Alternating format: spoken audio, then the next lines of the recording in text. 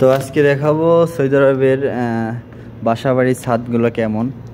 আসলে আমরা যে ভিলাতে আছি সেই ভিলার ছাদ এটা, বিভিন্ন ধরনের কাঠ, এগুলো আসবাবপত্র, ময়লা এগুলো পড়ে আছে।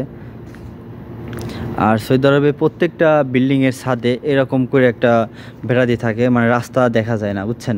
কারণ সৌদি আরবের মহিলারা কোনো সময় বাইরে বের হয় না, আবার ছাদে আসলেও বাইরের লোক কখনোই দেখতে পারে না।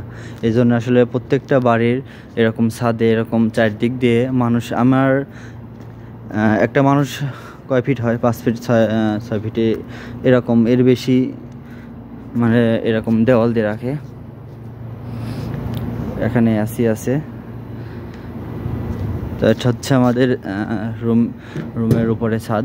তো এরকম প্রত্যেকটা বাড়ির ছাদে এরকম আছে, টাঙ্কি আছে। আর সৌদি আরবের প্রত্যেকটা বাড়ির এরকম টাঙ্কি সাদা, দেখেন ওই সাইডের বাড়িগুলোতেও এরকম সাদা কন্টেনারগুলো।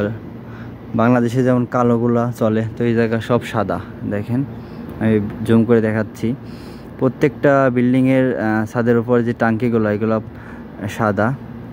আর এইগুলো কিন্তু অনেক হার্ড, তারপরেও গরম, এত পরিমাণে গরম হয় এই পানিগুলা রোদের সময়, রোদ উঠলে পরে। প্রত্যেকটা বাড়িতেই এরকম টাঙ্কি সাদা, আর প্রত্যেকটা বাড়ির ছাদে এরকম উঁচু করে দেওয়া। আমি এখন কিন্তু এসির উপরে উঠছি, এজন্য দেখাতে পারতেছি। এটা হচ্ছে মেন রোড। আর দেখেন প্রত্যেকটা বাড়ির কালার হলো এরকম মরুভূমির কালার। মানে এই দেশে রোদের জন্য, বিল্ডিংয়ে রোদের জন্য রং থাকে না, এই জন্য এইরকম রং দেয়, মানে ডিসকালার হলেও বোঝা যায় না। এটা হচ্ছে আমাদের ছাদ, এখানে আমরা আড্ডা দিই। ওই পাশে এরকম সিস্টেম।